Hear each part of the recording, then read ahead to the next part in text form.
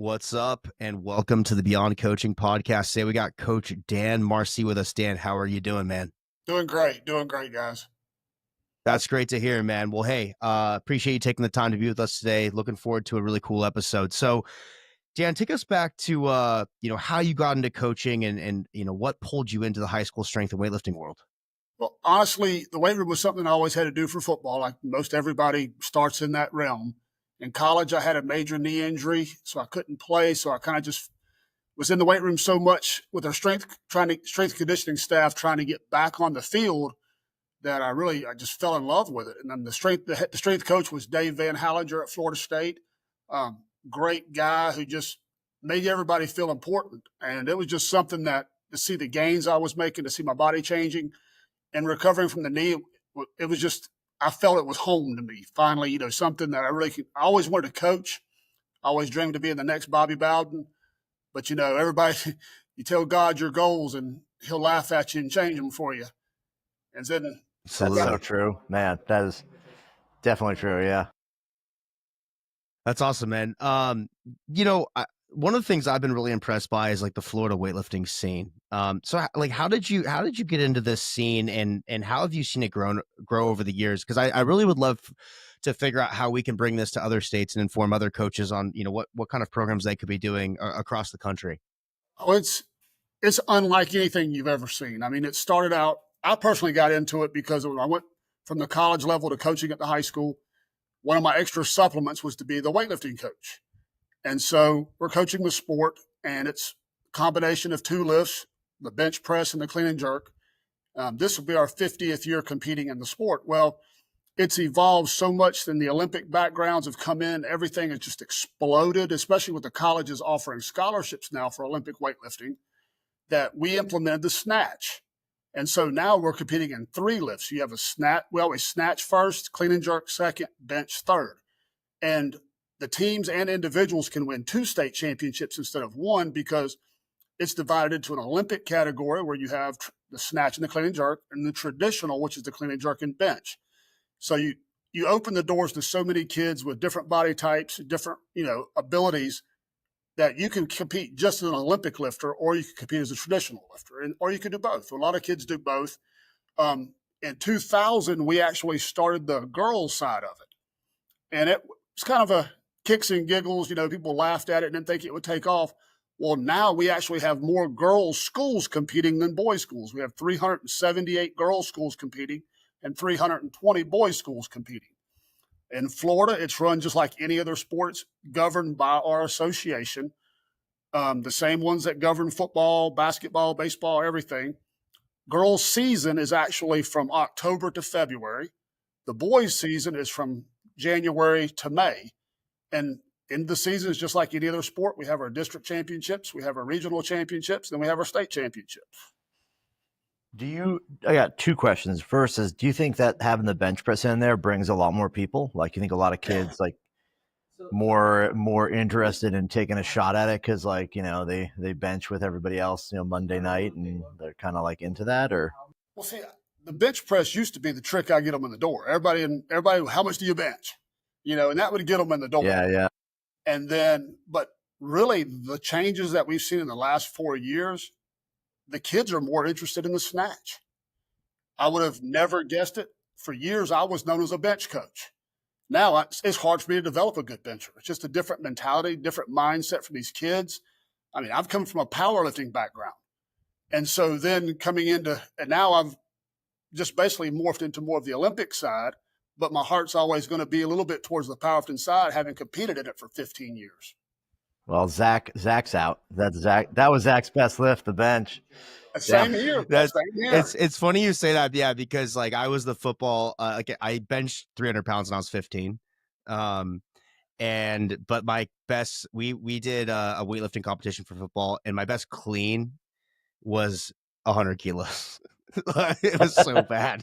It was so bad.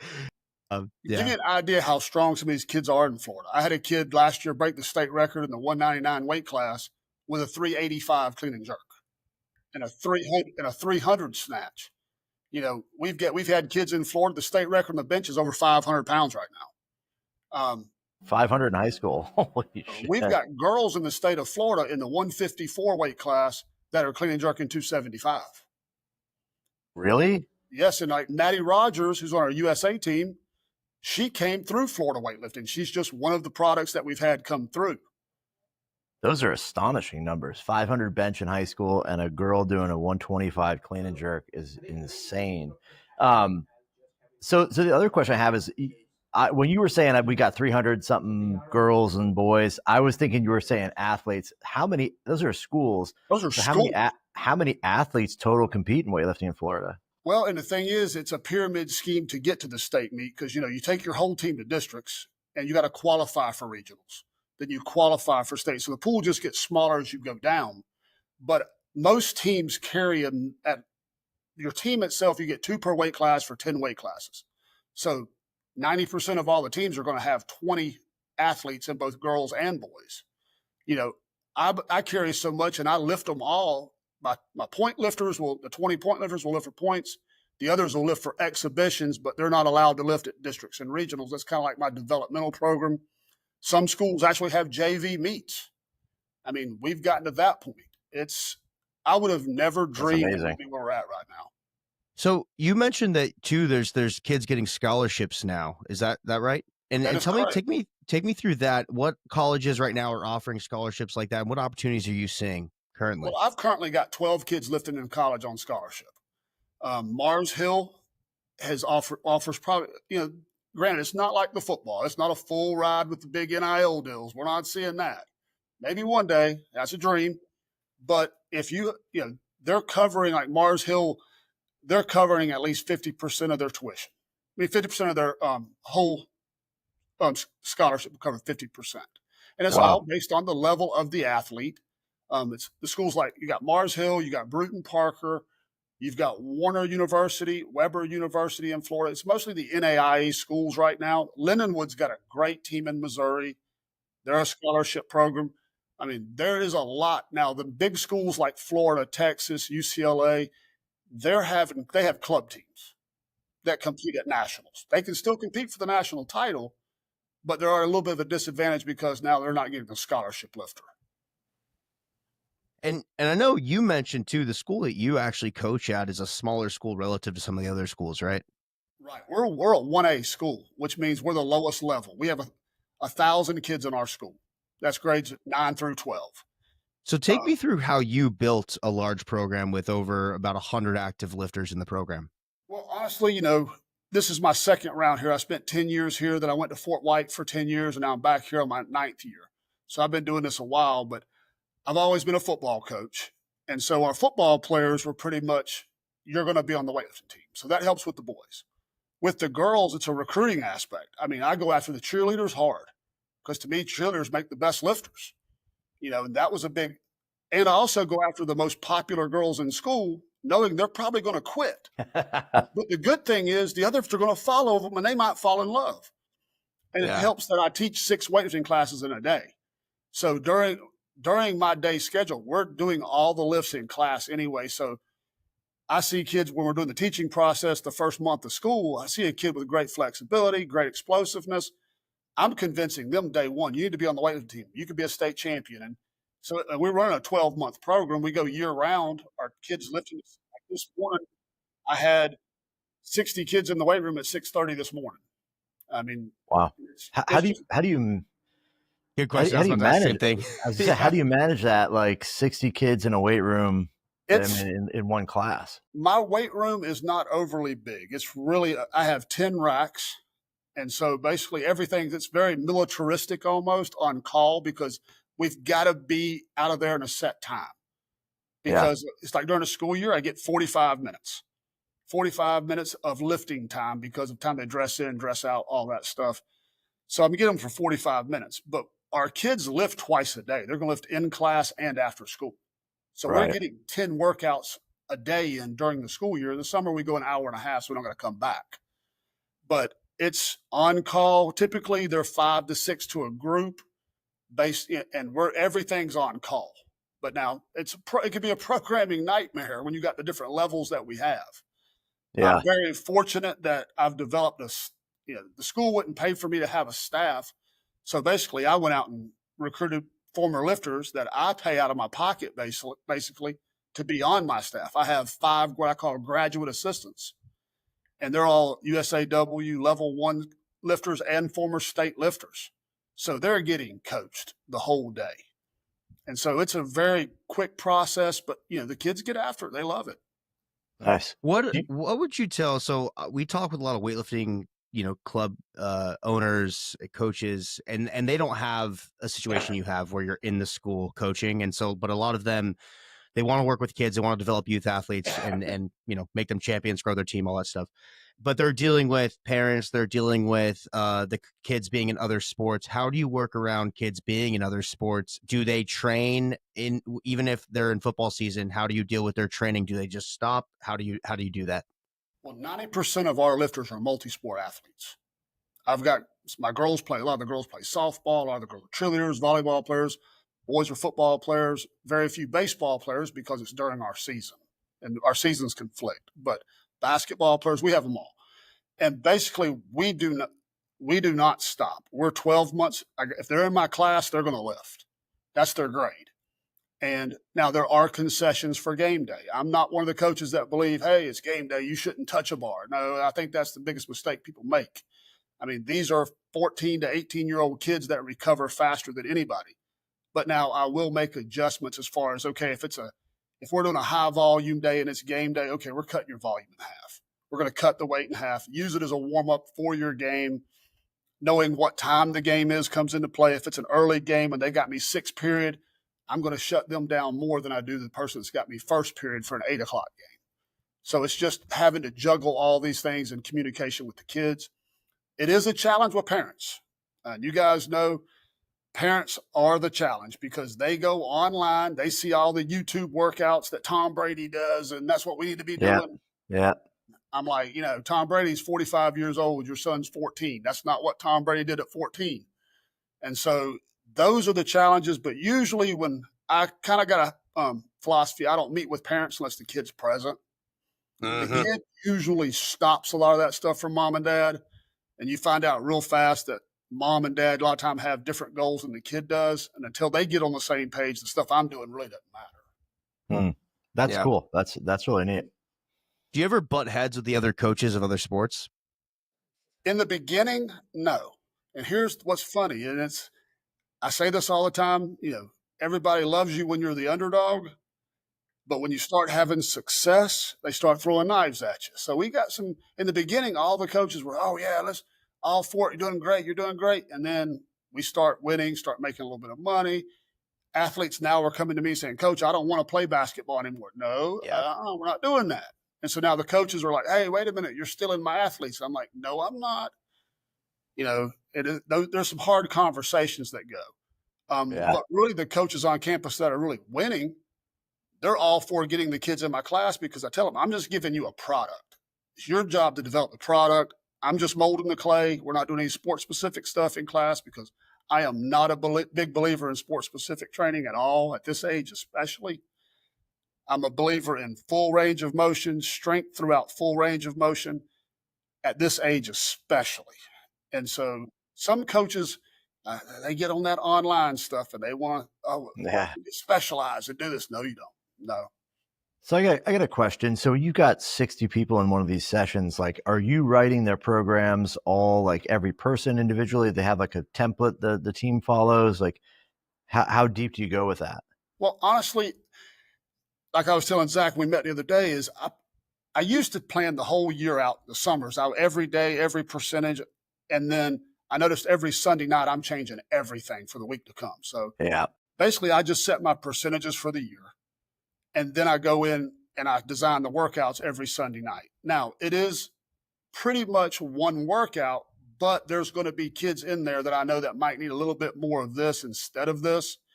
And since everything's on call, like if I got a kid, okay, we're doing hang snatches today, but I feel he needs to work with the bar from the hip more. All right, look, I know we're doing hangs. I want you to drop it 10%, keep the bar at your hip.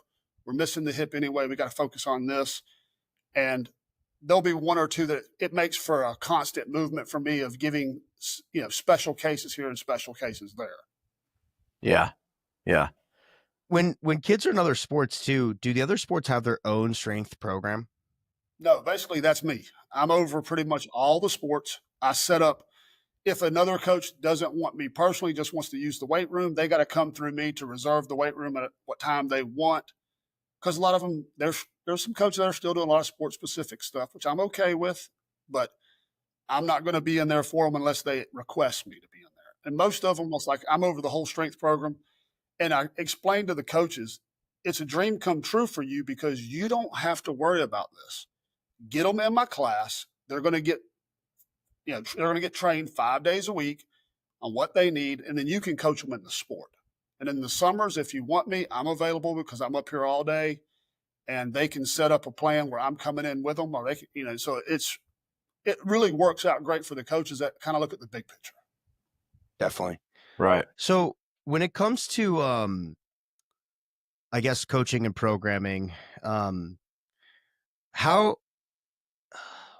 do you structure things for how do you stay on top of the sport athletes, as they're going through season? Are you just kind of know in your head, oh, this kid's in basketball right now, or these groups of kids, and then their training is going to be a little bit different on their game days? Other than that, it's pretty much the same. Pretty much the same. The good thing is I tell our athletes, there's no way I can know every game, all the makeups, because we have 22 sports on campus. There's no way I can know every game, every day with the makeups, the rainouts. Your job is to tell me when you walk in the class, hey, coach, we got a game today. Yeah. And so Yeah. I know right then, okay, baseball's playing today.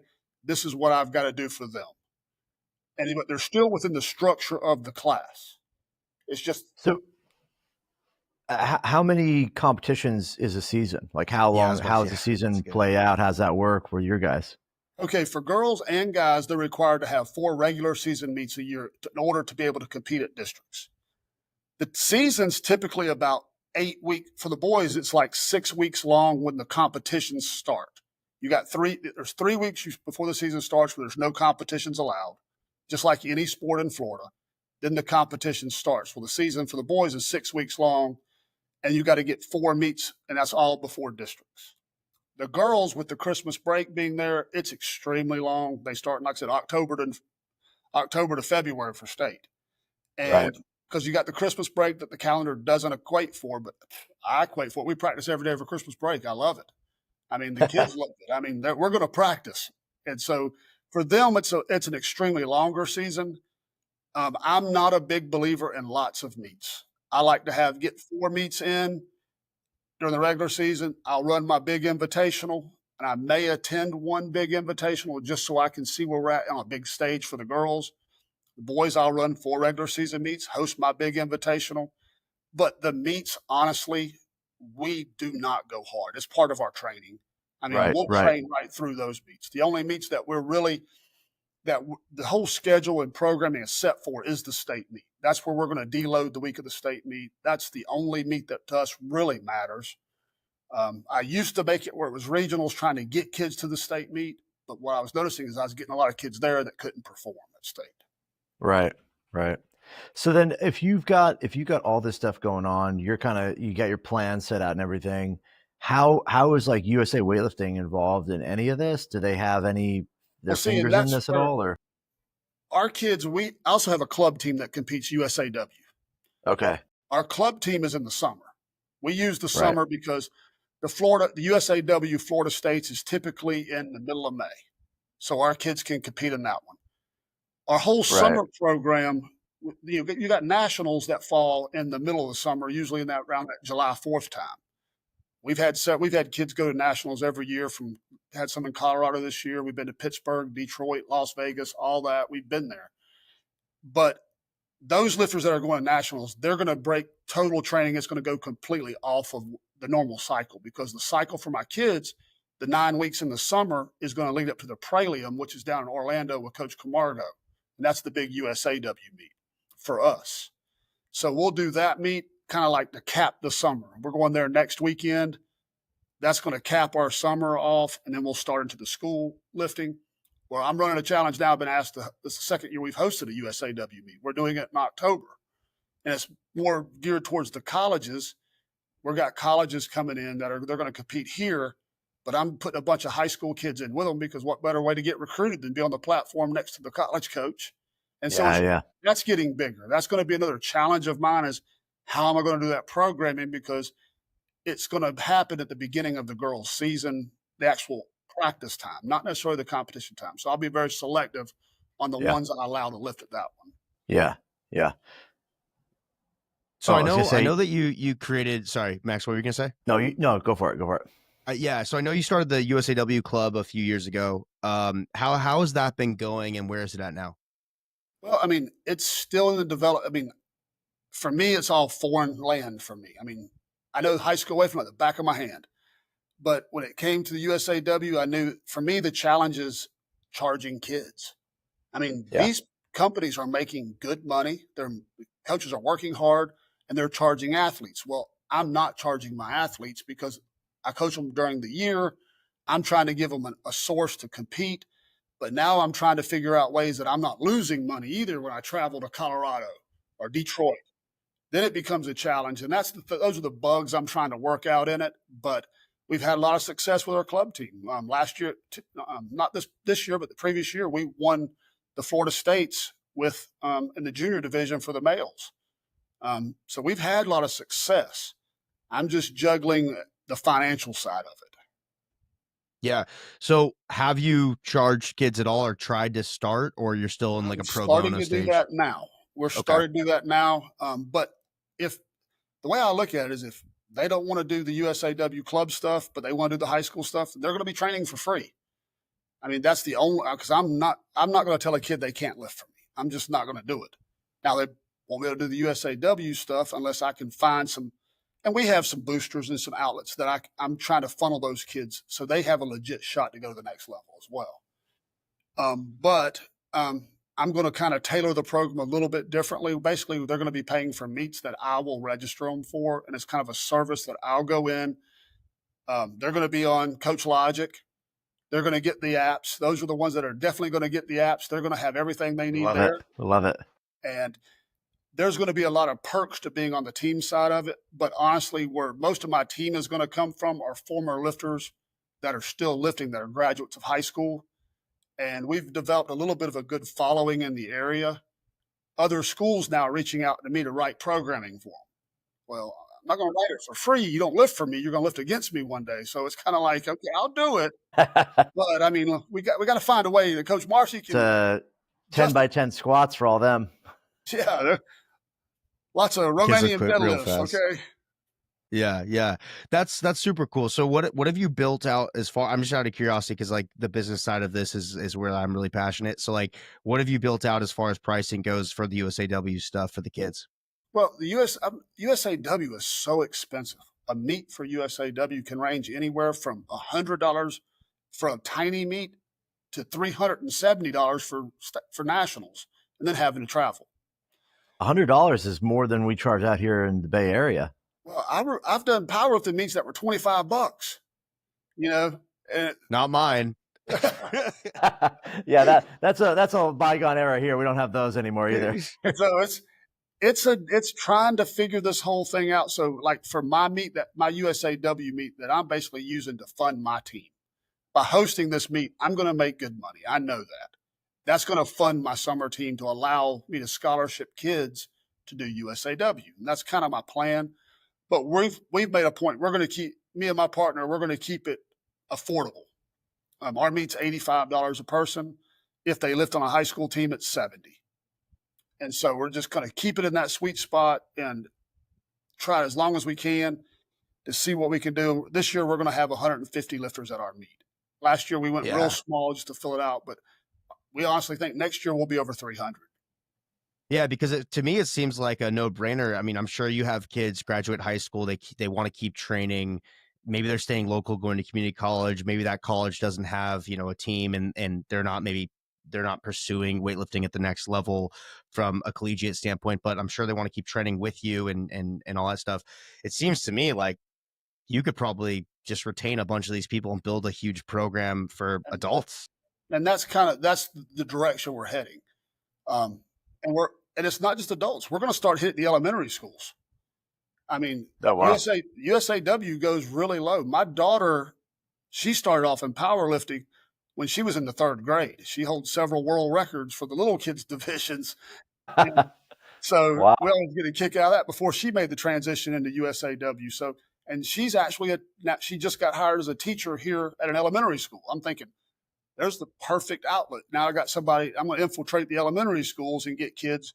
We're going to have an elementary age competition next year where we're going to do a camp all summer where they pay to come to the camp, and it ends with a big meet, and then just kind of start feeding into our program. So I always look down the road. I don't want to always coach the ones that I have because eventually they're going to be gone. Yeah. And so I got to start thinking of recruiting models for the younger kids. So I got the Play Max. It's have lots of kids. You plug them in. It's long con. They grow up. But they're training. They're competing. Then you plug them into schools, and they recruit for you and build programs. I think that's the key. We're doing it wrong, right? I mean, you know what's funny is I've heard this before too. I mean, who was I talking to? Vero Beach, and he was saying like all I do is focus on the kids because if you just have a kids program, they'll turn into adults. And then the reality is like some of them that stick around, they'll turn to your coaches, and then you just build the whole thing from there. That's impressive. I know the Vero Beach coach well. He's a good friend of mine, Brian Seacrest. Yeah, Brian. Yeah. And, but yeah, Brian's got a powerhouse down there. I mean, he's done a great job with his club program. I mean, he's produced a ton of great lifters. Yeah.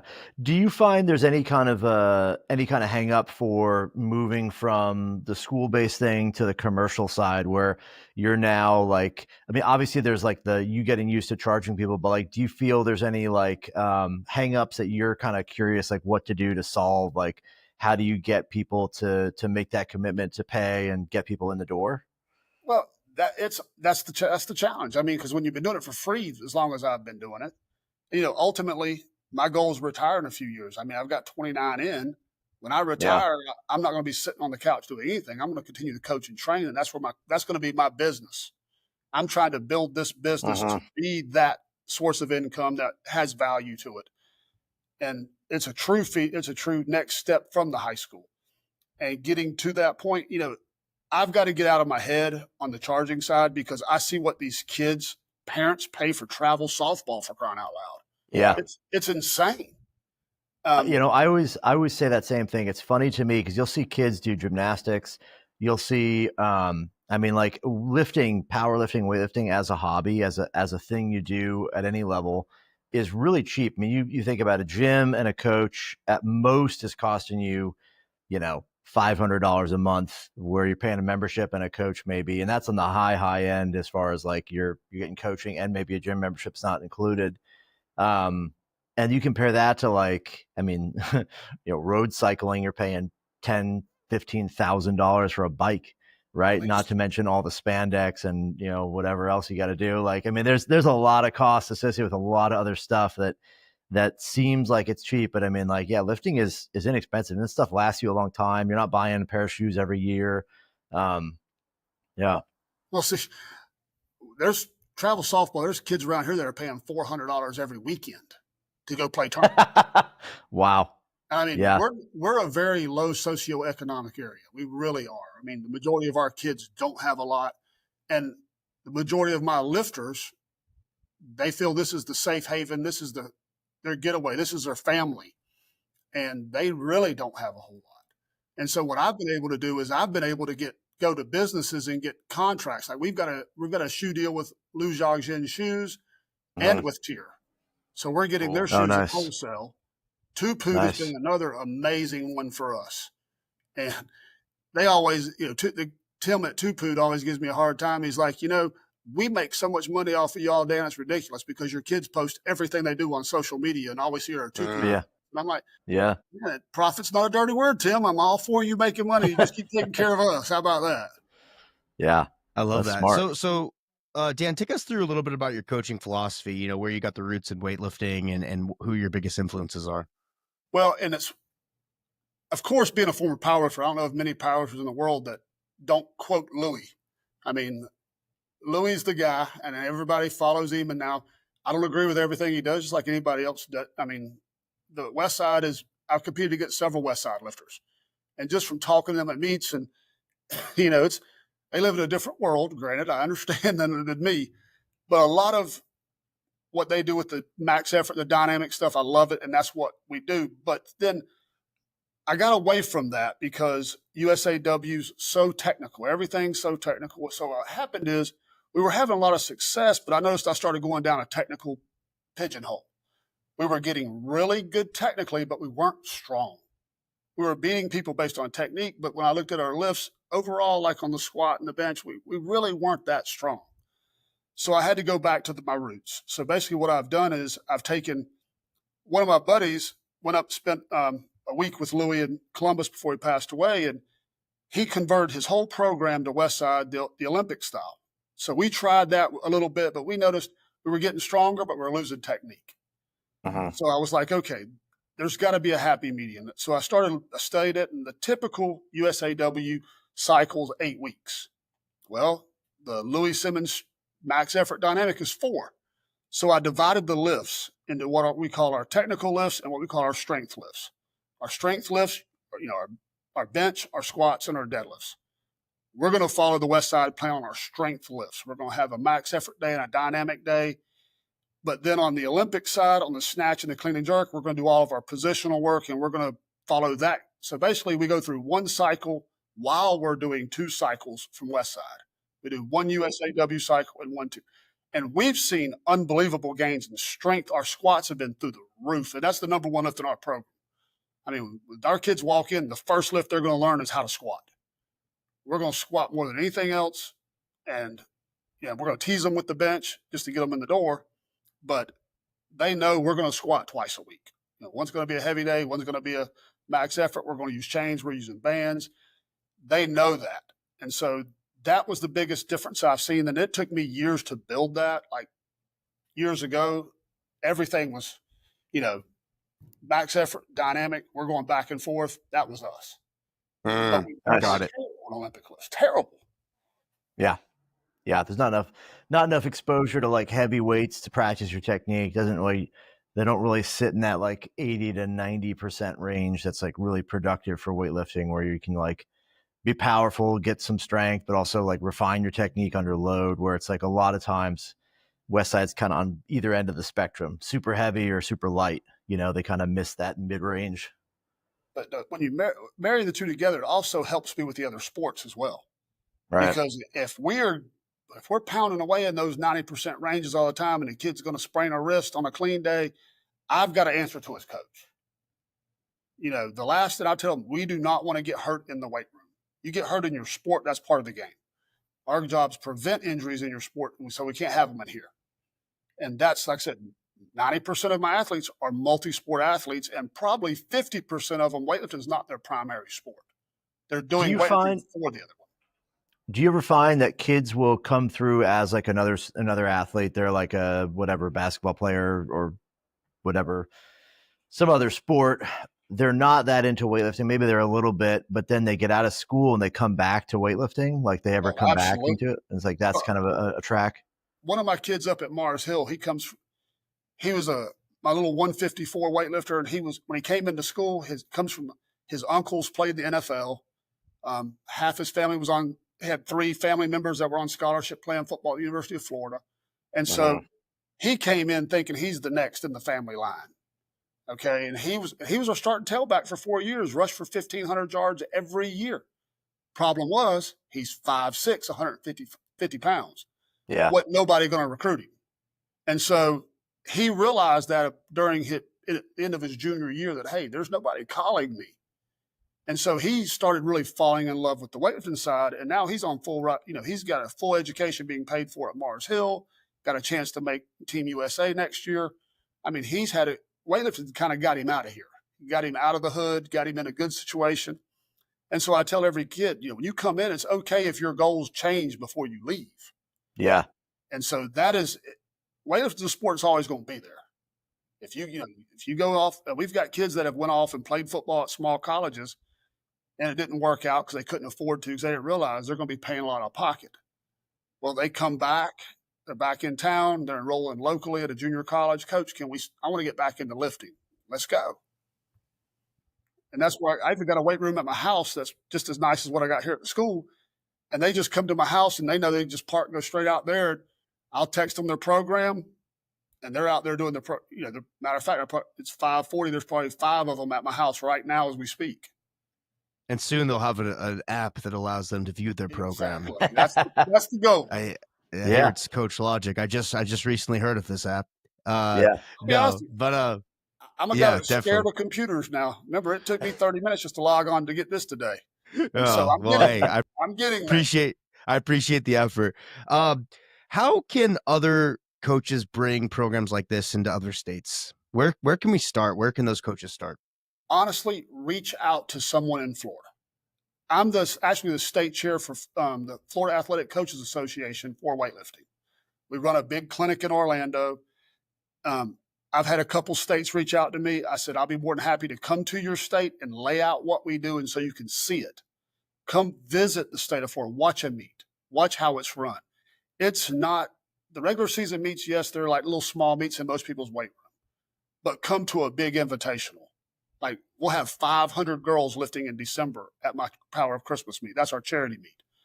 We'll have 500 there. We'll have, Lou Jen will have a booth set up at our meet.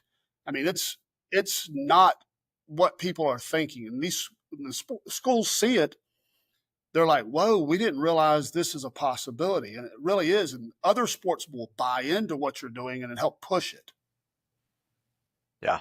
That's great. Absolutely. It's insane to me how big it is. I mean, I grew up in California. I mean, there's nothing like it here. Just so to hear like that there's this outlet, I think it's just other states need to adopt this stuff. Right? I think it's on coaches to bring it, right, and to get kids more involved and to get schools on board as well. I think like it's a no-brainer for growing the sport. Well, and every school has the equipment. You have the equipment you need. Yes, you have to buy Yeah, some that's true. plywood. You've got it. What I love about it is weightlifting and powerlifting are the only sports in my mind that truly reward hard work. Let's be honest. If you're blessed with 4.40 speed, you're going to be the best player on your high school football team. Regardless of how hard you work, you're going to be one of the best. With weightlifting, anybody could be strong if you're willing to put in the time. And if you're just naturally a little bit ahead of everybody, but you don't put any time in, you don't have a chance in Florida. So I love seeing the little kid come in that's 110 pounds and he just falls in love. Well, I got a place for you. I got a 119 weight class.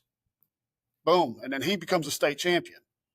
Or the little girl that weighs 100, we got a 101-pound weight class. And then we got the heavyweight girls. I've had 2 state champions, girls that were over 260 pounds. And nobody wanted them, but they found a home with us. And one of them both of them now are graduate assistants for me. And so they just love the sport. It's because you can find, if you're willing to work, you can be special in the sport. That's cool. Absolutely. That's a great way to put it. Yeah. What I like to always kind of round out with some advice section. So like what advice would you give to strength coaches that want to build a program like yours? Honestly, don't be a know-it-all. Steal from everybody. There is no cookie cutter program. Like I said, the year we won our 7th state championship, I blew up everything I do programming wise because I believe something else was better that somebody presented to me.